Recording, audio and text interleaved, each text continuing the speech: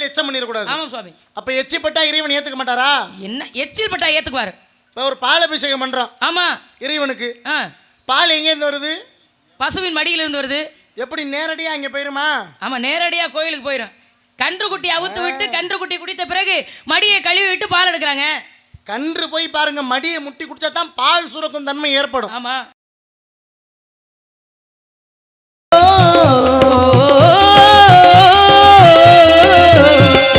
தன்மையை மீறிடும் பிரேமையினாலே உலகே சுகத்தில் மூழ்கிடுதே, உலகே சுகத்தில் மூழ்கிடுதே. அதிமதுரா அனுராகா, அதிமதுரா அனுராகா, ஜீவிதமே சுகபோகம் அதிமதுரா.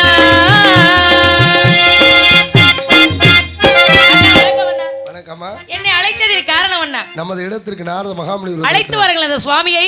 இதோ அவரே வந்துட்டாரு. நீ எப்போ கூப்பிட்டு அவர் வர்றதுன்னு அவரே வந்துட்டாரு. ரொம்ப இழுவையா போறீங்க. எவ்வளவு நீளத்துக்கு பாருங்கள் சுவாமி. எப்படி வந்துருவாருல்ல? என்ன பஸ் ஸ்டாண்ட் பாத்ரூமுக்கு கதவு போட்ட மாதிரி.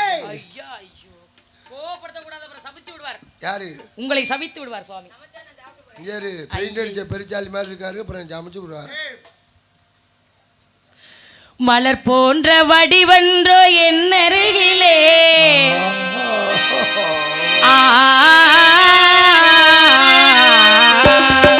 மலர் போன்ற வடிவன்றோ என்னருகிலே, மயங்காதோ மனமின்று உன் நினைவிலே, உன்னகை புரிந்திங்கே வந்தது நீ எங்கே, அழகான உனை கண்டு எங்கள் உள்ளங்கள் ஆடி பாடினார். வர வேண்டும் வர வேண்டும், வாழ்வினில் துயர் தீர்க்க வர வேண்டும்.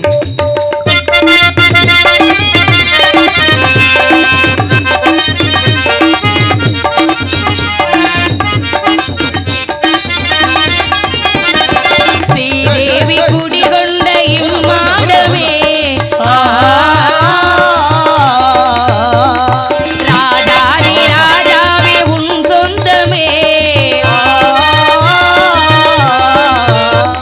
ஸ்ரீதேவி குடிகொண்ட இம்மாடமே, ராஜாதி ராஜாவே உன் சொந்தமே, பழகிடு குணசீலா அழகியின் குணபாலா, உன் முன்னே இசை ஒலிக்க மங்கையர் மலரை தூவிட வணங்குகின்றேன் சுவாமி.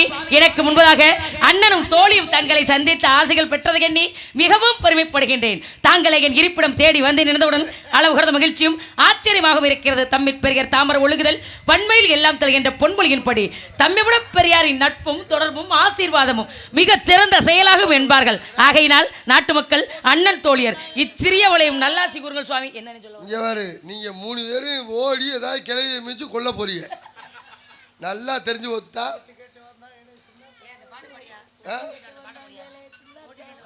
அது இன்னைக்கு வேண்டாம். டேய் மண்ணாங்கட்டி மண்டையில போட்டுக்கிட்டு குறிஞ்சியின் கொன்றையும் குளிர்மையின் குறிஞ்சி குண்டியில குறிஞ்சியின் கொன்றையும் குளிர்மையின் மென்மையும் அல்லியும் தாமரையும் அழகுர் பன்மையும் பேசிட்டு இருக்கல்ல. இரியா பூரி செட்டுங்க. டேய் பூரி செட்டா மோரே பாரு மோரே. சாமி என் தங்கச்சி தாமரை ஒழுக்கம் அப்படின்னு சொல்லிக்கிட்டு ஓட்டு கேட்க வந்தாங்களே என்னத்தா இந்த பிள்ளைய ஓச்சு புட்டு போனா அஞ்சலே உட்காருங்க தா பேசாம. முடியாது.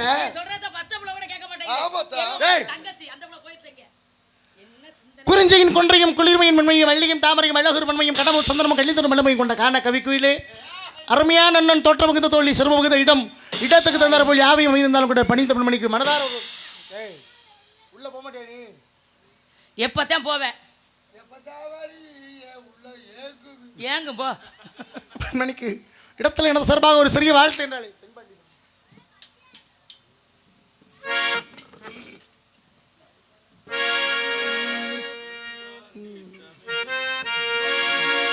தென்பாண்டி தமிழே என் சிங்கார குயிலே, தென்பாண்டி தமிழே என் சிங்கார குயிலே, தென்பாண்டி தமிழே என் சிங்கார குயிலே, இசைப்பா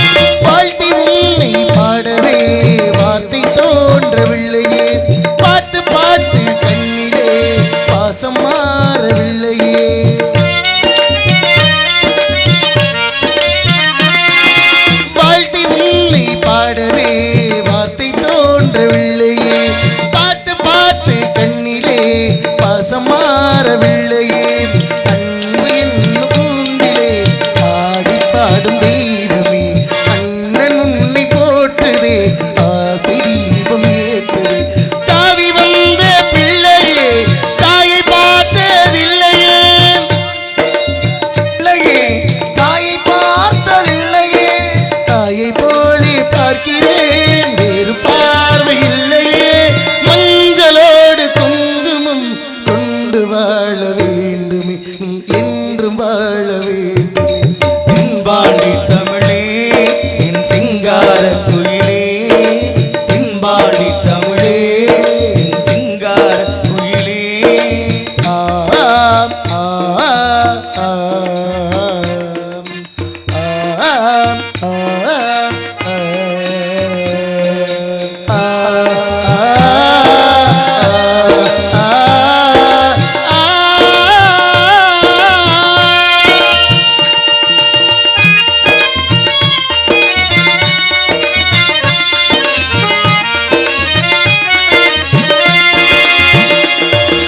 தேகம் வேறு ஆகலாம், ஜீவன் ஒன்று தானம்மாம், அன்பு கொண்டு பாடிடும் அண்ணன் என்னை பாரம்மா,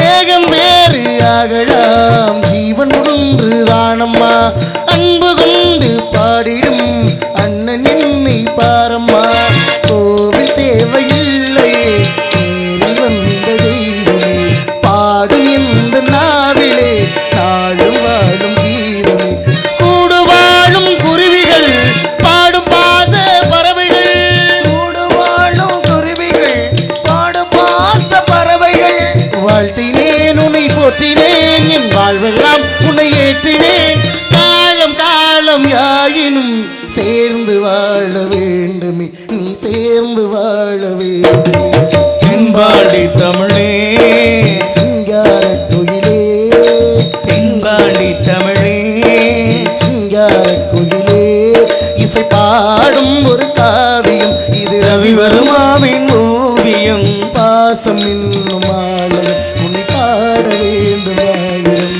தென்பாண்டி தமிழே என் சிங்கார குயிலே.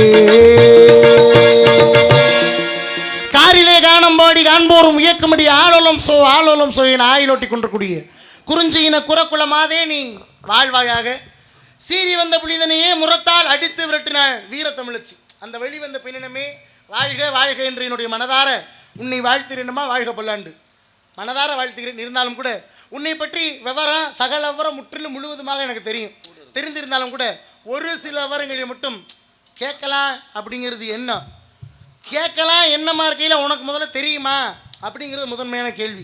கேட்க வேண்டியதை கேளுங்கள் சுவாமி, ஏதோ என் சிற்றறிவுக்கு எத்தியவரை பதில் தர காத்துக்கிறதுக்கே தெரியலைங்கிற பட்சத்துல பெரிய மனுஷன் நீங்க நிக்கிறீங்க, உங்களுக்கு எடுத்து தெரிஞ்சுக்கிறேன் கேளுங்க. பண்டு பிள்ளைகள் கண்டு மொழி மாதே, பண்டு விழிகர் கண்டு மொழி மாதே, பண்டு பிள்ளைகள் கண்டு மொழி மாதே, பண்டு விழிகர் கண்டு மொழி மாதே, பண்டு பிள்ளைகள் கண்டு மொழி மாதே மாதே மாதே, பண்டு விழிகர் கண்டு மொழி மாதே மாதே மாதே, பண்டு பிள்ளைகள் கண்டு மொழி மாதே மாதே மாதே, பண்டு விழிகர் கண்டு மாதே மாதே மாதே, பண்டு பிள்ளைகள் கண்டு மொழி மாதே, வாழ்ந்திருக்கும் நாடுது சொல் கோதே,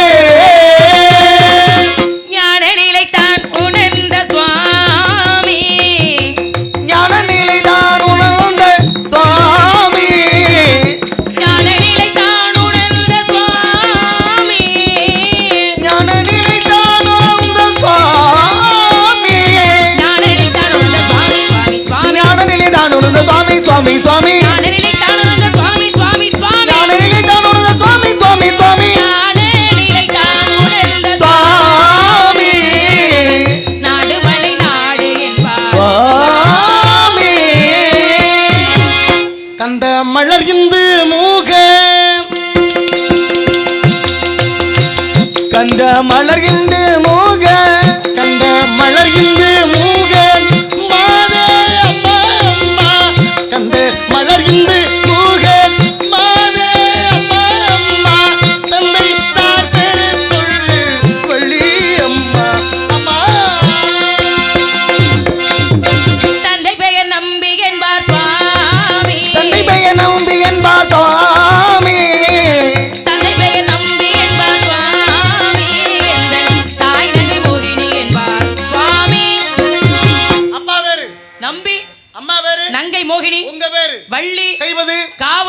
திறப்பது, பரன், பேசுவது, தமிழ், வணங்குவது, குகன், விரட்டுவது, பறவை, கையில் வைத்திருப்பது, கவன். கவன் வச்சு என்ன பண்றீங்க? பறவை விரட்டுறோம். பறவையை ஏன் வெட்டணும்?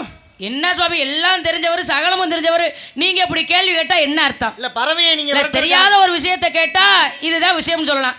இப்ப எனக்கு தெரியாது சுவாமி, ஏன்னா நான் வள்ளிங்கிற புள்ள பள்ளிக்கூடமே போனதுல படிச்சதே கிடையாது, அதனால தெரியலங்கிற விஷயத்த பெரிய மனுஷன் உங்ககிட்ட கேட்கலாம்.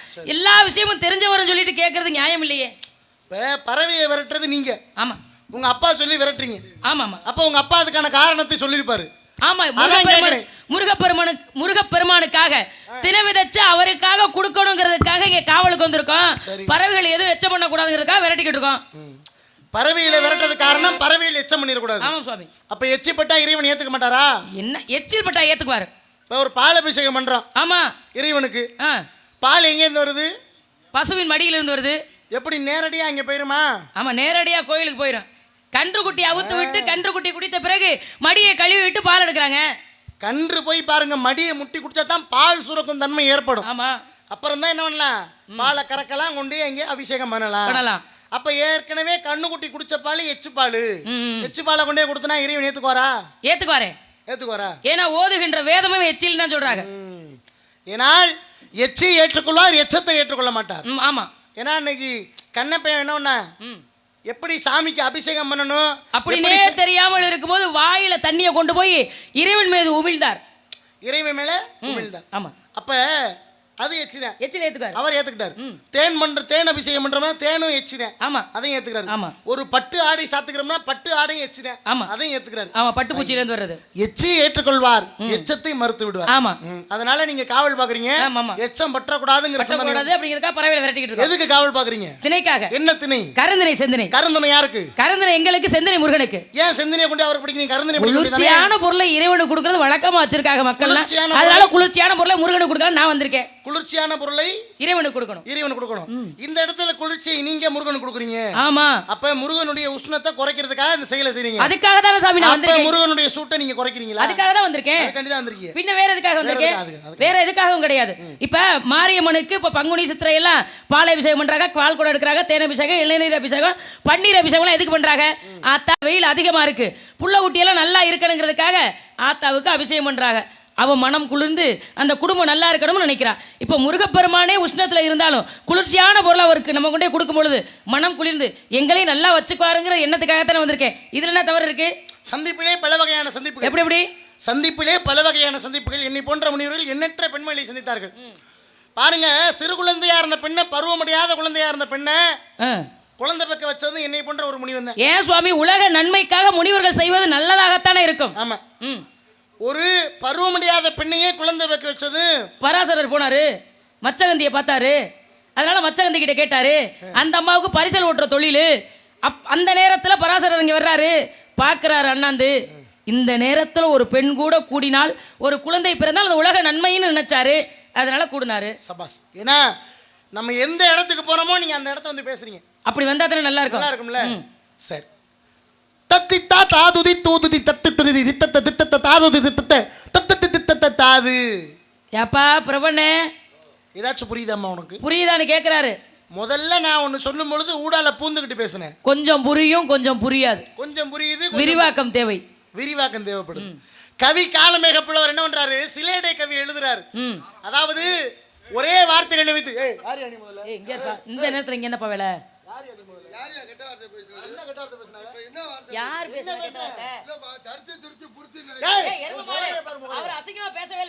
கவியை பேசிட்டு இருக்கேன், அசிங்கம் பேசுறேன். நீ முதல்ல எதுக்கு இங்க வந்த? எங்க அண்ணனுக்கு கொஞ்சம் புரியாது, இன்னும் ஒரு முறை சொல்லுங்க. இங்க வந்து நினைக்கல சொல்லுங்க. என்ன நான் அசிங்கமா சொல்லிட்டேன்? தத்தி தா தாதுதி தூதுதி தத்தி தித்தி. கொஞ்சம் நிறுத்தி சொல்லுங்க சுவாமி. என்ன?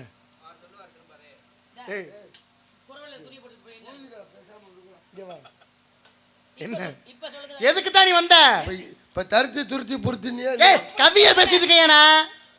கொஞ்சம் நிறுத்தி சொல்லுங்க சாமி. வேமா தத்தி தா தாதுதி தூதுதி தத்தி துதி தித்தத்த தித்தத்த தாதுதி தித்தத்த தத்தத்த தித்தத்த தாது. விக்கா கணக்க மக்கள கொல படுத்த கல. அது அப்படி இல்லையா? விக்கா விக்கா விட்டா விட்டு அப்படி வரும். ஆளை மூஞ்சி முகரையும் பாரு. ஏண்டா எப்ப வந்து என்ன வேலை செய்ய? நீங்க சொல்லுங்க சுவாமி. கவி காலமேக புலவர் என்ன பண்றாரு, ஒரு வண்டு ஒரு வண்டு இருக்குல்ல, கருவண்டு. ஆமா ஆமா ஆமா ஆமா கருவண்டு. ம் அந்த வண்டை பார்த்து கேட்கிறார். ஏறுங்க, கருவண்டுன்னு ஒரு முறை சொன்னா சரி, அதான் திரும்பி பார்த்து கருவண்டுக்கிறீங்க. இல்லம்மா, கருவண்டு சொல்றேன். கருவண்டு பொண்ணு இருக்கு, கருவண்டு அது இருக்கு, வேற, அதான். மரத்தை குடையிறதுக்கு, மட்டையை குடையிறது இருக்கு, இதெல்லாம் பிரச்சனை இல்லை. நான் சொல்ற வண்டு கருவண்டு. சரி சொல்லுங்க. அந்த வண்டு என்ன பண்ணுமா, ஒரு மலரில் மகரந்தத்தை போய் உறிஞ்சும். மகரந்த சேர்க்கை பண்றதுக்காக ஒரு மலரில் கூடிய மகரந்தத்தில் போய் உட்காரும் பொழுது அந்த தேனை சுவைக்கும். பூவுக்கும் எப்படி என்ன பறக்கும்னா மகரந்த சேர்க்கை. ஆமா. அப்ப இந்த வண்டு என்ன பண்ணுதான், ஒரு மலரில் இருந்தும் தேனை குடிக்கிறது. அப்பதான் கேட்கிறாரு யாரு, கவி காலமிக புலவர், ஒரு மலர் இருந்தும் தேனை குடிக்க வண்டே, உனக்கு எந்த தேனை குடிக்கையில் எந்த மலரில் தேனை அருந்தும் பொழுது சுவை அதிகமாக இருந்தது. தேனானா எல்லாம் ஒரே மாதிரி தானே இருக்கும். தேன் எப்படிமா சுவைக்கும்? ஒரே சுவையாத்தான் இருக்கும், இனிப்பு தித்திப்பு. அப்ப தேன் எல்லா இடத்துலயுமே ஒரே மாதிரி தான் இருக்கும். எல்லா மலரும் ஒரே மாதிரி இருந்தா சுவாமி, மலர் வேற. ஒரு சில மலர்கள்ல போய் உட்காரும் பொழுது வண்டு மலரோட இறந்து போயிடும். ஆமா, அப்படி இருக்கு. ஆனால் அந்த தேனுடைய சுவை இனிப்பு தானே. அதை கேட்கிறார் காலமேக புலவர். அதற்கு அழகாக கவியை ஒன்று தொடுத்து வைத்தார். அதான் அந்த கவி. அந்த கவி உங்களுக்கு புரியுதா? நான் சொன்ன விளக்கம் சொன்ன பாதி புரியும் பாதி புரியாது. பாதி புரியும் பாக்குறவங்களுக்கு. துப்புர சிவந்த வாயோடு பஞ்சனி மீது ஒப்புற கணவனோடு ஓரிலை செய்யும் பொழுது கற்பகம் சார்ந்த மார்பில் கணதனை மிரண்டு தைத்து அப்பிடம் ஒன்றில் தடவி மிரண்டு பார்த்தாளாம் மங்கை. நல்லா எனக்கு புரிஞ்சிருச்சு, நீ விளக்கம் தேவையில்லை. இல்லைம்மா, நான் முத கவி சொல்லல விளக்கம் தேவைன்னு சொன்னேன். ஆமா, இப்ப நான் ஒரு கவி சொல்லல விளக்கம் வேணாங்கிறீங்க. விளக்கமே தேவையில்லை சுவாமி, புரியுது. யாராவது ஒரு பாக்குறவங்க புரியலன்னு சொல்லட்டும், அதுக்கப்புறம் விளக்க சொல்லுங்க. இல்லனே அந்த கவி அப்படி விட்டுருங்க. இல்ல, இந்த கவிக்கு யாராச்சும் புரிஞ்சா? நான் சொன்னது புரிஞ்சா? இப்போ உங்களுக்கு காசை கொடுத்துட்டு இப்படி உட்காந்துருக்கீங்களே, புரியல தானே? உங்களுக்கு புரியலையா? ஆமா, உனக்கு மட்டும் புரியுதுன்னா என்ன, உனக்கு இது அனுபவமா கூட இருக்காமா சுவாமி? நம்ம அனுபவப்பட்டு தான் தெரிஞ்சுக்கணுங்கிறது கிடையாது. பிறர் அனுபவப்படும் பொழுது பாக்குறோம்ல, அதுவும் நமக்கு பாடம் தான். அப்படியா? அவங்களுக்கு புரியலைங்கிறாங்க. சொல்லுங்க. துப்புர சிவந்த வாயோடு பஞ்சனி மீது ஒப்புற கணவனோடு ஓர் லீலை செய்யும் பொழுது. துப்புர சிவந்த வாயோடு பஞ்சனி மீது அப்படின்னா, துப்புர சிவந்த வாய்னா என்ன தெரியுமா? அழகான செக்க சிவந்த இதழ். இந்த இதழோடு என்ன பண்றார் கணவன் மனைவியை பார்த்து பேசுகிறார்.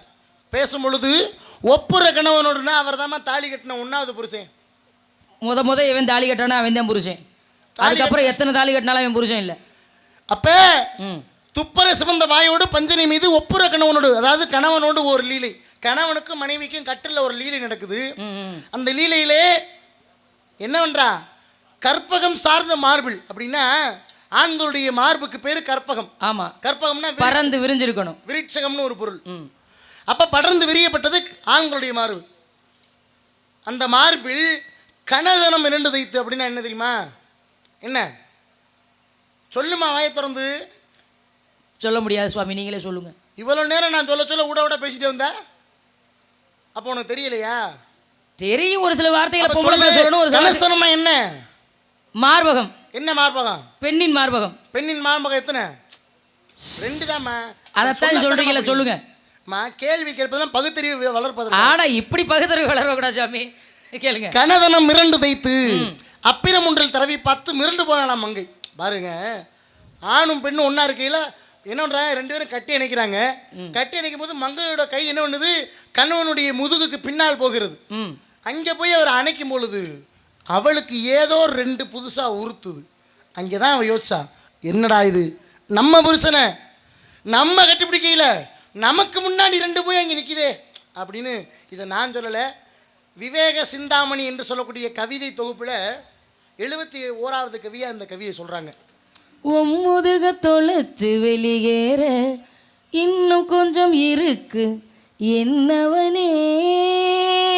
இவ்வளவுதான் விஷயம். இதை விரிவாக்கம் தேவையில்லை, விட்டுருங்க. என்ன விரிவாக்கம் தேவையில்லை, எல்லாத்தையும் விளாவரியா சொல்லிவிட்டு அதான் பாடலே இருக்கே. அப்புறம் என்ன, அப்படி மனைவி நினைச்சு பாக்குற, மனைவி நினைத்து பார்த்தாலாம். ஆமா, இப்படி எல்லாம் பல கவிதைகள் என்று சொல்லி காண மயிலோடி கண்டிருந்த வான்கோழி தானும் மதுவாக பாவித்து தானும் தன் பொள்ளாச்சல ஒரு பெண்ணோட கூடுனாரு உலக நன்மைக்காக சொல்றது கூட நியாயம். இது கணவன் மனைவி அவங்க சௌரியம் எப்படி இருந்துட்டு போறாங்க, இதை சொல்லணுங்கிற இங்க அவசியம் இல்லைங்க. நீங்க ஒரு முனிவர், நான் காட்டுக்குள்ள காவல் பாக்குற பிள்ளை, காவல் பாக்குற பிள்ளைகிட்டே உலகம் பேசணுங்கிற அவசியம் இல்ல. பேசும் பொழுது எதையுமே வரையாறு பண்ணி பேச முடியாது. இதுக்குள்ளதான் நம்ம பேசணும்னு பேச முடியாது. அது பேச்சல கிடையாது அப்படின்னு சொல்லிட முடியாது. வரமுறையோடு பேச வேண்டியதா அது வேற சுவாமி. அப்படி இல்ல சுவாமி, அது வேற. வீட்ல இருக்கும் பொழுதுமே பேசும்பொழுது எப்படி பேசணும், எதை பேசணும் எதை பேசக்கூடாதுங்கிற ஒரு கணக்கு இருக்கு. சில வார்த்தைகள் பிறரை புண்படுத்தும், அந்த வார்த்தையில பேசக்கூடாது. ஒரு பழமொழி சொல்லுவாங்க, இருங்க, ஒரு அடி அடிச்சுட்டா கூட மறந்து போயிடுவோம். ஆனா ஒரு வார்த்தை சொல்றது ஒரு சில பேர் மனசுல அப்படியே நின்று போயிடும். அதனால அதுவும் மேடையில பேசக்கூடிய பேச்சாளர்கள் ரொம்ப நிதானமா எதை பேசணும் எதை பேசக்கூடாது. பகல்ல என்ன பண்ணணுமா? பக்கம் பார்த்து பேசணுமா? அக்கம் பக்கம் பார்க்கணும். பகல்ல பக்கம் பார்த்து பேசணும், பகல்ல பார்த்து பேசணும், இரவுல தானும் பேசக்கூடாது. அப்ப இரவுல பேசாம இருந்தா நம்ம நிலைமை என்ன ஆகும்? அது யதார்த்தமா இருக்கிறவங்களுக்கு தான். நமக்கு இப்பதான் பகல், சூரிய உதயம் வரும்பொழுதுதான் இரவு. நமக்கு சூரியனுக்குன்னா தூங்கிடுவோம். அதனால எதை பேசணுமோ அதை பேசணும், அவ்வளவுதான் விஷயம். ஆனா இத பேசக்கூடாது நீ எனக்கு சொல்லக்கூடாது அப்படியெல்லாம் கிடையாது. இந்த இடத்துல இதத்தான் பேசணும். பொம்பளை பிள்ளைங்க அப்படி சத்தம்லாம் இல்ல. உங்க சௌரியத்துக்கெல்லாம் நீங்க பேசக்கூடாது. அப்படி பேசுனா இங்க இடம் இல்ல. அப்படிதான் பேசுவேன், அப்படித்தான் பேசுவேன். நீங்க இன்னும் பேசணுங்கிற அவசியம் இல்ல. என்கிட்ட போய் பேசுங்க. அப்படிலாம் பேச முடியாது. உன் அப்ப சௌரியமா, உங்க சௌரியத்தை பேசுவீங்களா? ஏங்க ஒரு பொம்பளை பிள்ளை என்ன பேச தேவையில்லாம போனா போகுது. பெரிய மனுஷன் ஓவரா பேசாம பெரிய மனுஷன் பேசிட்டேங்கிறதுக்காக பேச விட்டுருங்க. அதுக்காக வேண்டி இதே பேசிக்கிட்டு கூடாதீங்க. உன்னால என்னமா பேச முடியும்? ஏன் பேச முடியாதுங்கறீங்க? அதிக பிரசங்கித்தனமா பேசக்கூடாது. நீங்க தேவையில்லாம பேசக்கூடாது. சபையை இருந்து பேசு, சபையை இருந்து பேசு. சில சமயங்களில் பேசாமல் இருந்து பழகின்றாங்க. பின்ன அது தெரியாம பொம்பளை பேசுறேன். ஆம்பளை வேணா உங்க சௌரியத்தை பேசுவீங்க, நான் அப்படி பேச மாட்டேன். ஏன்? எதை பேசணுமோ அது மட்டும் பேசுவேன். இப்ப நான் என்ன பேசக்கூடாது ஒன்னு பேசிட்டேன். இப்ப பேசலாம். ஆமா, நான் பேச முடியாம பேசிட்டேன். நீ என்னமோ வாயை பொத்திட்டு முனிவர் பேசுற பேச்சு. நீ தான் சுவாரசியமா பாட்டெல்லாம் பாடுனே. என்ன சொல்றீங்க? அப்புறம் நீங்க பேசுறதுக்கு விளக்கம் கேட்டதால நான் சொன்னேன். இல்ல நான் சொல்ற அவசியம் இல்ல. ஆரம்பத்துல என்ன சொல்றீங்க? நீ ஆரம்பத்துல என்ன பண்ணிக்கணும்? சாமி இத பேசாதீங்க அப்படி பாடணும்ல. நான் பேசாதீங்கன்னு சொல்லிட்டேன். நீங்க தான் விளக்கம் சொல்லுவேன். யாருக்கு விளக்கம் கேட்டது? அப்ப உனக்கு என்ன? உட்கார்ந்திருக்கல யார் விளக்கம் கேட்டது? அப்ப உனக்கு என்ன? அவர் பேசி என்ன சொல்றது பாத்தீங்களா? உனக்கு என்ன வேணும்னா என்னை பேச விட்டு நீ வேடிக்கை பார்க்கணும். அப்படியே ரசிச்சிருக்க இந்த கதையை நான் சொல்ல இப்படிதான் கதை சொல்லுவீங்களா? பிள்ளைகள்ட்ட போறான் ரசிச்சு கேக்குங்களான்னு. கதையில எப்படி வேணா சொல்லலாம். கதை வந்து நம்ம பொதுவா என்ன நடந்துச்சோ அதை சொல்ல போறோம், அவ்வளவுதானே. அவ்வளவுதான் விஷயம். கவியை சொல்றோம்னா கவிக்குள்ள விளக்கத்தை சொல்லணும். விளக்கம் சொல்றதெல்லாம் சரிதான். எதுக்காக இந்த விளக்கங்கிற காரணம் வேணும்ல? காரணம் இல்லாம எதுவுமே இல்லம்மா. சரி, காரணம் இல்லாமல் தோரணை எப்பொழுதுமே கட்டுவதில்லை. சரி, என்ன சரிண்ணா? என்ன விஷயம்? என்ன விஷயம்னா என்ன விஷயம்? என்ன விஷயம்? எதை வேணாலும் சொல்லுவேனா? எதை வேணாலும் சொன்னா உங்க சொல்லி சொல்லுங்கன்ட்டேன். நீங்க எதை வேணாலும் பேசுங்க. பேசுறதுல பேசி வரேன், ஒன்றும் பிரச்சனை இல்லையே. அப்படியா? பேசுறதெல்லாம் பேச்சு இல்லை, மின்னுவதெல்லாம் பொண்ணு இல்லைன்னாங்க. அது தெரியும். அது தெரியுமா? என்ன தெரியும்? மின்னுவதெல்லாம் பொண்ணல்ல. மின்னுவதெல்லாம் பொண்ணல்ல நான் சொல்லிட்டேன். அதுக்கு தெரியும்னே. அதுக்கு ஏதாச்சும் ஒரு விளக்கம் சொல்லு. ஓ, மின்னுவதெல்லாம் பொண்ணல்ல அப்படிங்கிறதுக்கு இப்ப யதார்த்தமாவே சொல்லுவாங்க. சொல்லு. பார்க்க அழகா இருக்கும். அழகா இருக்கிற இடத்துல ஆபத்து அதிகமா இருக்கும். ஒரு சில பேருக்கு அது அழகா மட்டுமே தெரியும். என்ன சொல்லு? அழகா மட்டுமே தெரியும். அதனாலயே இப்ப மனசுனா இப்படிதான் இருக்கணுங்கிற ஒரு கணக்கு இருக்கு. நீங்க அழகுன்னு சொன்னதுனால சொல்ற வரேன். இப்ப ஒரு மன்னருடைய படைபலங்கள்லாம் ஒரு பாதையில் நடந்து போறாங்க. சரி, நடந்து போகும் பொழுது வெள்ளரி தோட்டம் போட்டிருக்கிறாரு ஒருத்தர். இந்த வெள்ளரி தோட்டத்துல காய் பிஞ்சு பழம் நிறைய இருக்கு. பரல் மேல ஏறி நிக்கிறாரு. ஏறி நின்ன உடனே அவருக்கு என்ன தோணுது? ஆகா, இவ்வளவு பேர் போறாங்களே இந்த பாதையில, பசியோட யாரும் போகக்கூடாது அப்படிங்கிறதுக்காக போறவங்க எல்லாம் பார்த்து என்ன செய்யறாரு? எல்லாரும் வாங்க, பிஞ்சு இருக்கு, காய் இருக்கு, பழம் இருக்கு, வேணுங்கிறவங்க பசியார சாப்பிடுங்கன்னு சொல்றாரு. ஆகா, நம்மளாம் அப்படி நடந்து போயிட்டு இருக்கல, அப்படி பசியார சொல்லி ஒரு மனுஷன் கூப்பிட்றாருன்னு எல்லாரும் அந்த தோட்டத்துக்குள்ள வந்துட்டாங்க. தோட்டத்துக்குள்ள வந்த உடனே வந்தவங்க எல்லாரும் பிடுங்கி சாப்பிட்றாங்க. கீழே இறங்கி வர்றாரு. இறங்கி வந்தோடனே பதறாரு. ஆத்தி, வெள்ளரிக்காய் போச்சே, வெள்ளரி பிஞ்சு போச்சே, இப்படி ஆளாலும் பிடுங்கி திங்கிறாங்களேன்னு. என்னடா இப்படி கத்துறானேன்ட்டு பிடுங்கி சாப்பிட்டவங்களாம் மறுபடியும் எந்திரிச்சு நடந்து போகிறாங்க. மறுபடியும் பரனில் ஏறி நிற்கிறாரு. ஏறி நின்னோடனே மறுபடியும் கூப்பிட்றாரு. ஏன் எல்லாரும் இப்படி போகிறீங்க? வாங்க, பசியார சாப்பிட்டு போங்கிறாரு. மறுபடியும் சாப்பிட வர்றாங்க. வந்தோடனே ஐயோ தோட்டம் போச்சே அழிக்கிறாங்களேன்னு கத்துறாரு. பார்த்தாரு மன்னர். இது என்னடா பரனில் ஏறினா எல்லாரையும் சாப்பிட கூப்பிட்ற, கீழே இறங்கி நின்னா எல்லாரும் இப்படி பிடுங்கி திங்கிறீங்கன்னு பதறானே, என்ன காரணமாக இருக்குன்னு அங்கே நோண்டினாங்க. தோண்டி எடுத்ததுனால அங்கேருந்து ஒரு சிம்மாசனம் வந்துச்சு. அந்த சிம்மாசனம் யாரோட சிம்மாசனம்னா விக்ரமாதித்தனுடைய சிம்மாசனம். அதில் பதுமைகள்லாம் நிறையா இருக்கும். அந்த சிம்மாசனம் அங்கே இருந்ததுனால அங்கே மின்னாமலே இருந்தாலும் பொண்ணாக இருந்துச்சு. ஒரு சிலது பார்க்குறதுக்கு மின்னும், பொண்ணாகாது. வெறும் சிம்மாசனம் தானே, தங்கம்லாம் இல்லை. அதோட தன்மையை பார்த்தீங்களா? பொண்ணுக்கு சமமாக இருக்குது. ஒரு அரக்கன் என்ன பண்ணுறேன்? சிவபெருமானை நோக்கி கடும் தவம் புரிகிறான். கடும் தவம் புரிகிறனால அவனுக்கு வரம் கொடுக்கலாம்னு இறைவனுடைய மனம் இறங்கி விட்டது. இப்போயாச்சும் இறைவனோட மனம் இறங்குனுச்சு. அந்த அளவுக்கு தவம் பண்ணணும். அப்போ என்ன பண்ணுறாரு? அப்பா, உனக்கு என்ன வர வேண்டும் கேள். எனக்கு சாகாத வர வேண்டும். யார் கேட்டது? பத்மாசுரன். அப்பதான் இறைவன் பார்க்கிறாரு. அப்பா, பிறந்தவன் இறந்தே ஆக வேண்டும், இது கணக்கு. ஆமா, அப்படி இருக்க வேற எதுவும் வரம் கேளு. பிறந்தான் அப்படின்னா கண்டிப்பா வாழ்க்கையில அதான் மனிதர் இயல்பு, இறப்பு ஒன்று இருக்கணும். அதனால நீ வேற எந்த வர வேணா கேளு தரேன். அப்படியா? அப்ப என்னுடைய தலையில உச்சி தலையில யாரு கை வைக்கிறாங்களோ இங்க இருங்க, மாத்தி சொல்லாதீங்க. நான் எவன் தலையில கை வைக்கிறேனோ அவன் எரிஞ்சு சாம்பல் ஆகணும். அப்படிலாம் இல்ல. என்ன அப்படிலாம் இல்ல? யாரு பத்மாசுரன் போய் கையை வைக்கணுமா? ஆமா. அப்படிலாம் இல்லையே. இங்க இருங்க, நீ நல்லா படிச்சுட்டு வா, உனக்கு தெரியல. ஐயா ஐயா எத்த தட்டி போய் ஏமா நான் யாரு தலையில கை வைக்கிறேனோ அவன் இறக்கணும்னு தான் வரம் கேட்டாவேன். பத்மாசுரன் எப்படி கேட்டா? நான் யார் தலையில கை வைக்கிறேனோ, நான் யாரு இதுல கை வைக்கணும் அவங்க இறக்கணும்னா. ஆமா. சரி விடுமா, இனிமேல் அதை உன்கிட்ட பேசி என்ன பண்றது? இந்தாங்க வரம் கேட்டதே அப்படிதாங்க கேட்டாவேன். என்ன வரம் கேட்டான்? நான் யார் தலையில கை வைக்கிறேனோ அவங்க இறக்கணும்னு. இல்லையே. சிவன் வரம் கொடுத்தாரா இல்லையா? அதை ஆமா. சொல்லுங்க. சரி வரம் கொடுத்தாரா? ஆமா. வரம் கொடுத்ததுக்கு அப்புறம் நீங்க போனீங்களா? நான் தான் போனேன். போனீங்களா? ஆமா. ஏன்டா சிவே வரம் கொடுத்துட்டாங்கிறதுக்காக இப்படி இருக்கிறியடா? அந்த வரத்தை சோதிச்சு பார்க்கணும் பரிசோதிச்சு. அப்ப யார் தலையில கை வைக்கிறது? யார் தலையில கை வைக்கணும்? நீங்க நல்ல மனுஷன், உங்க தலையில கை வைக்க சொல்ல. வரம் கொடுத்தது சிவன் தானே, அவன் தலையில போய் கையை வைக்க சொன்னீங்களா இல்லையா? பரவாயில்ல, ஒருவேளை நான் அப்படி மாத்தி சொன்னா அது நீ திருன்னு கேட்டுக்கு நிப்பியோன்னு பார்த்தேன். அத்தாடி பரவாயில்லங்க, ஓரளவு நீ படிச்சிருக்க. என்னமோ போங்க. சரி சிவபெருமான சொல்றேன். ஆத்தாடி வேணடா வரம் கொடுத்தோம்னா நம்ம அடிமடியை பிடிக்கிறான்னு விறுவிறுன்னு ஓட ஆரம்பிச்சிட்டாரு. பின்னாடியே துரத்தி போறான் யாரு? பத்மாசுரன். ஆமா. ஒரு கட்டத்துல மகாவிஷ்ணு பாக்குறாரு, எப்படியாவது இந்த ஓட்டத்தை நம்ம நிப்பாட்டணுமே சொல்லி ஒரு அழகான பெண்ணா மோகினி அவதாரம் நல்லா பார்த்த உடனே இந்த பிள்ளைய கட்டிக்கணும், இந்த பிள்ளையோட வாழணும்டா, வாழ்ந்தா ஒரு நாள் இந்த பிள்ளையோட வாழணும்டா அப்படின்னு நினைக்கிற அளவுக்கு அவ்வளவு அழகான ஒரு பெண் பிள்ளையா வர்றாரு. வரீங்க அழகான பொண்ணா வரணும். ஒன்னு மாதிரி நீ ஒன்னே மாதிரி சொல்லல. நான் என்னைய சொன்னீங்கன்னு சொல்ல ஆசையெல்லாம் உனக்கு இருக்கணும்னு நினைச்சுக்காத. நீங்க அப்படி நினைச்சுக்கிறாதீங்க. நான் ரொம்ப அழகுன்னு நான் என்னைக்குமே நினைச்சதே இல்ல. ஒரு பெண் மாதிரி அழகான பெண் அந்த இடத்துல வரணும். மனம் அழகா இருந்தா போதும் சுவாமி, உருவம் அழகா இருக்குங்கிற அவசியம் இல்லை. அப்ப பார்த்த உடனே எப்படி அழகா இருக்கான்னு சொல்ல முடியும்? சொல்லு. என்ன சுவாமி? பொண்ணை பார்க்க போறான், பார்த்தா பொண்ணு அழகா இருக்கு அப்படின்னு எப்படி சொல்றான்? மனசை பார்த்து சொல்றோமா? இப்ப உள்ள காலமெல்லாம் பொம்பளை பிள்ளை உருவம் அழகா இருந்தா போதும்னு நினைக்கிறாங்க, வாழ்க்கைக்கு ஒத்து வராது. நீ என்ன நினைக்கிற? அதனாலதான் உன் காலை ஒடிச்சிருக்கா பொண்டாட்டி, போய் உட்காரு போ.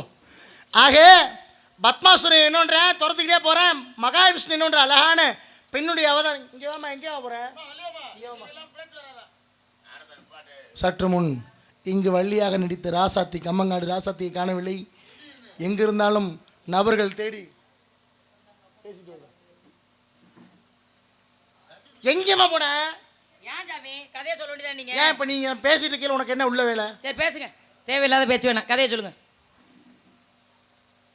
பத்மாசுரனை ஓட்டத்தை நிப்பாட்டணும், சிவனை காப்பாத்தணும். அப்படி அதனால கண்ணன் என்ன பண்றாரு? அழகா மோகினி அவதாரமா வந்தாரு. பத்மாசுரன் மோகினினாலே அழகு தானே, அப்புறம் என்ன அழகு, பெண்ணு, உருவம் சொல்லுங்க. சரி பத்மாசுரன் என்ன பண்றாருங்க? முன்னாடி போய் நிக்கிறான். யாரு? முதல்ல சிவபெருமான் ஓடுறாரு. ஆமா. இரண்டாவதா பத்மாசுரன் துரத்திட்டு போறான். ஆமா. இவன் என்ன பண்ற? அழகான பெண்ணா மாதிரி பொம்பளை பிள்ளையா போய் முன்னாடி நின்று ஓட்டத்தை நிறுத்தி பொம்பளை பிள்ளைய பார்க்க ஆரம்பிச்சிட்டான். யாரு? பத்மாசுரன். அழகுல மயங்கிட்டான். இதுதான் அழகுல மயங்குறதோ? அழகுல மயங்கிட்டேன். மயங்கின காரணத்தினால எப்படியாவது இந்த பெண்ணோட நம்ம கூடணும் அப்படின்னு நினைக்கிறேன். அந்த இடத்துல சில சூழ்ச்சிகள் நடக்குது. குளிக்கணும்னு ஏற்பட தண்ணி இல்ல. தண்ணி இல்லாத காலத்துல என்ன பண்றா? உச்சந்தலையில 3 தடவை கை வைக்க சொல்றாங்க. முதல் தடவை வைக்கல, செத்து போயிட்டான். ஆமா. செத்து போயிட்டானா? ஆமா. செத்து போன காரணத்தினால இப்பதான் உனக்கு புரியணும், யார் தலையில கை வச்சா யாரு வரம் கொடுத்தா யாரு சாவணும்னு சொல்லு. பத்மாசுரன் தலையில யாரு கை வைக்கிறாளோ அவங்க சாவணும். இப்ப குளிக்க போறேன், தண்ணி இல்ல. ஒரு இடத்துல மாடுடைய கால் பாதத்துல என்ன நடக்கு? கோமயம் இருக்கு. இந்த கோமயத்தை எடுத்து தலையில தேய்ச்சிட்டு யாரு சொல்றா? கண்ணன் சொல்றாரு. கண்ணன் சொன்னோன்னு யாரு செய்யறா? பத்மாசுரன் செய்யறேன். பத்மாசுரன் யாருக்கு செய்யறா? அவனுக்கு தான். அவன் தலையில கை வச்சாதானே சாவணும். அப்புறம் அடுத்த தலையில கை வச்சா இல்ல இல்லையே, இது அப்படி வரம் கேட்கல. அப்புறம் எப்படி கேட்க? அவன் யாரு தலையில கை வைக்கலன்னா அவன் சாகும் தான் சொன்னேன். பொம்பளை புள்ளைய பார்த்த மயக்கத்துல தலையில கை வச்சா நம்ம சாவங்கிறத மறந்துட்டேன். அதனாலதான் தண்ணி எப்படி பேசுறாலும் சரியா நிக்கணும். பாத்துக்கங்க, கதையை மாத்தாதீங்க. தலையில கை வச்சுறான், சாம்பலா போயிட்டான், எரிஞ்சு சாம்பலா போனா. ஆனா இதை சிவன் கவனிக்கவே இல்லை, அவன் ஓடிக்கிட்டே இருக்கான். ஆமா ஆமா. அந்த இடத்துல மிக ஓட்டத்தை ஏற்படுத்தி சிவனை நிறுத்தணுங்கிறதுக்காக கண்ணை அப்படியே போனா பார்த்தா சிவபெருமான் விதி விலக்கா இல்லையே. பார்த்த உடனே அவருக்கு ஆசை வந்துருச்சு. வந்த உடனே என்ன வெளியாகுது? பொம்பளையா மாறிதான் அவனை கொண்டு செத்தான்னு சொன்ன உடனே அப்படி அழகான பெண்ணா ஒரு தடவை மாறுங்கன்னு கேட்கிறாரு. மாறின உடனே இவருக்கு ஆசை வந்துருச்சு. ஆசை வந்த உடனே 2 பேரும் கூடலாம் இல்லையே. பெண்ணை பார்த்த உடனே என்ன ஆயிடுச்சு? பார்த்த உடனே என்ன ஆயிடுச்சு? ஆசை வந்து சொல்லுமா. ஆசை வந்து என்ன ஆச்சு சொல்லு. ஏன் நீங்க இவ்வளவு தூரம் சொல்ல மாட்டீங்களா? சிவபெருமானுடைய ஒரு குழந்தை இருந்துச்சு. சிவபெருமானுடைய உதிரம் வெளியப்பட்டு, அது விந்துன்னு சொல்லுவாங்கல்ல. ஏங்க குழந்தை உருவாச்சுன்னு சொல்ல வேண்டியதானே? அப்படி விளக்கமா பேசணும், எதையுமே சுருக்கமா சொல்லக்கூடாது. ஆனா எதை விரிவாக்கம் பண்ண கூடாதோ அதை விரிவாக்கம் பண்ணுவீங்க. உடனே சிவபெருமானுடைய எப்படி நல்ல எண்ணம். என்ன விந்து வெளியே வந்தது. சரி, கையை வச்சு பிடிச்சா யாரு? ஆமா, கண்ணை பிடிச்சாரு. கையை வச்சு பிடிச்ச காரணத்தினாலதான் கையப்பண்ண சுவாமி என்று 3 பேர் இருந்தாங்க. கையனார் ஐயனாராகவும் கையப்பண்ணன் கருப்பண்ணனாகவும் அடுத்து ஐயப்பனாக மாறினாங்க. இதுதான் காரணம். சரி, பிறந்தாங்க. இதுக்கெல்லாம் காரணம் இருக்கு. நீங்க எங்க வந்த காரணம்? பெண்களுக்கு தாங்கள் அடைந்திருக்கும் பருவம் மங்கை பருவம். மங்கை பருவத்துக்குண்டான வயது 12 இருந்து 13 நடப்பு வள்ளிக்கு. இதெல்லாம் நம்புற மாதிரியா இருக்கு. வள்ளிக்கு கதை முறைப்படி அதுதான். 13னா நம்புற மாதிரி. ராசாதிக்கு சொல்ல, வள்ளிக்கு தான் நான் சொல்றேன். வள்ளிக்கு தான் சொல்றேன். ஆமா, பெண்களுக்கு எப்படி 7 வகை பருவமோ அதே போல் ஆண்களுக்கும் 7 வகை பருவம் இருக்கிறது. சரி, பாலோன் மீலி மரவோன் திரவோன் காளை விடலை முதுமகன் என்று சொல்லக்கூடிய இதெல்லாம் வீம்பு தானே. பேதை பெதும்பை மங்கை மடந்தை அறிவை தெளிவை பேரிளம்பெண். இதெல்லாம் எப்படின்னா எப்ப ஆம்பளைக்கு 7 பருவம் இருக்கா நாரர் சொல்லிட்டாரு. பொம்பளைகளுக்குள்ள 7 பருவத்தை வள்ளி சொல்லாம நல்லா ஊர் சொத்தை தின்னுபிட்டு நிக்குதுப்பா அப்படின்னு அவங்க நினைக்குவேன். நான் ஊர் சொத்தை தின்னேன், நீங்க சாப்பிடல. ஏன்? விருதம். என்ன சாப்பிட்டீங்க? சாப்பிட்டது வீட்டுல இருந்து கொண்டு வந்தீங்க. அது எந்த ஊர் காசு? எந்த ஊர் காசா இருந்தா உனக்கு என்னமா? நாடகாடி எந்த ஊர்லயே வாங்கின காசு தானே.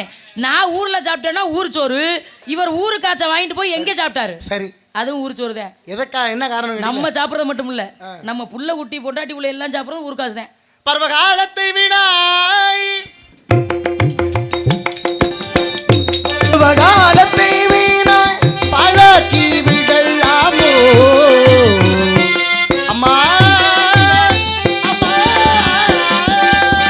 மறுவிய விதி தன்னை மறுவிய விதி தன்னை மறுவிய விதி தன்னை மாற்றேவதானாகும் சுவாமி சுவாமி.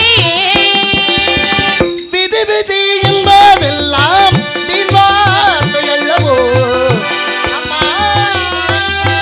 விதி என்பதில்ல விட்டால் தெய்வமும் தான் ஏது சுவாமி சுவாமி. பாலுண்டு பசி யாரு காலம் ஒன்று வேண்டுமோ தாயே. பாலோடாயினும் காலம் அறிந்துண்ண வேண்டுமே சுவாமி சுவாமி. களிருந்தும் நடக்க களிருந்து நடக்க அம்மா களிருந்தும் நடக்க கருதாமல் இருப்பாயோ. காலம் எனக்கு செய்த கோலம் இது அல்லவோ சுவாமி சுவாமி. பின்னாடர் குறை தீர்க்கும் பின்னாடல் குறை தீர்க்கும் பின்னாடர் குறை தீர்க்கும் வேலாயுதன் அல்லவோ தாயே.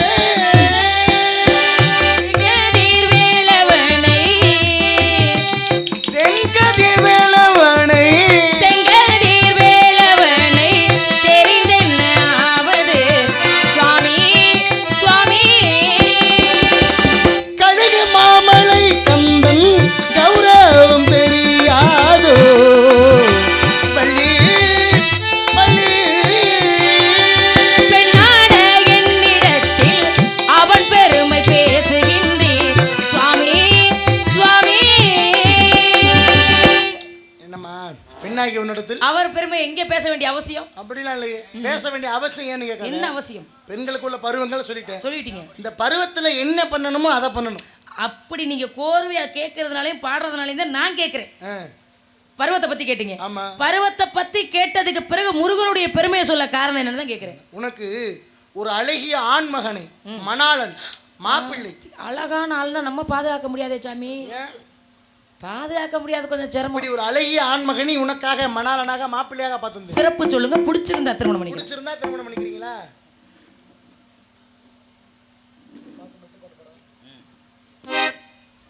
படிவேலனுக்கு வள்ளிக்கும் தான் கல்யாணம், அதை பார்க்க வந்த ஊர் மக்கள் கொண்டாட்டம். படிவேலனுக்கு வள்ளிக்கும் தான் கல்யாணம், அதை பார்க்க வந்த ஊர் மக்கள் கொண்டாட்டம்.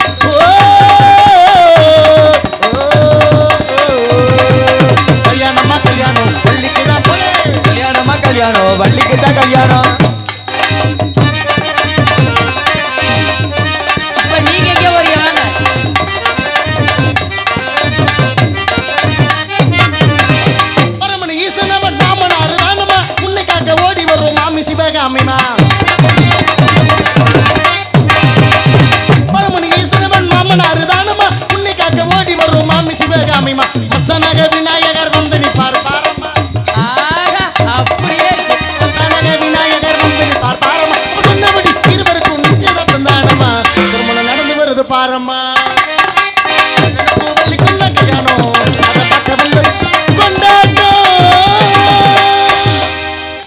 சாமி இந்த மாப்பிள்ளை பார்த்து வந்திருக்கேன்னு சொன்னீங்க ஆமா.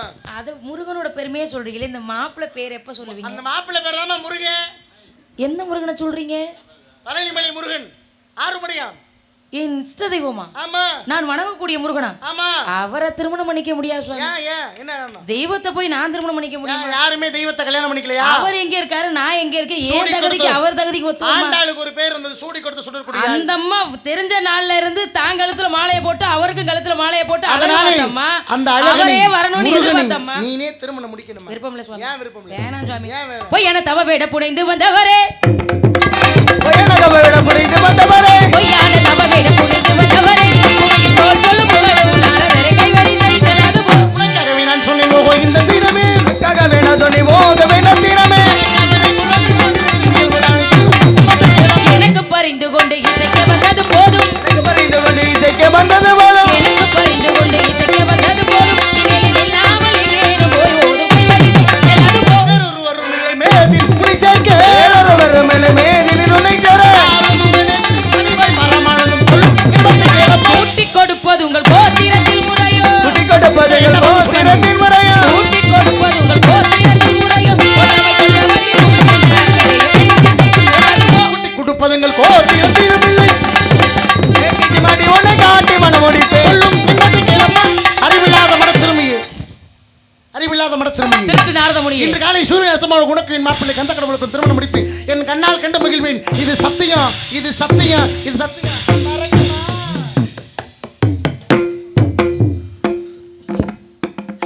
முருகா ஞான பண்டிதா தங்களை காண வேண்டும் என்று அடியால் காத்து கொண்டிருக்கின்றேன் சீக்கிரம் வாருங்கள் முருகா யாப்பா அப்புறம் நான் வரவா நல்லது நமக்கு டப்பா ஐயா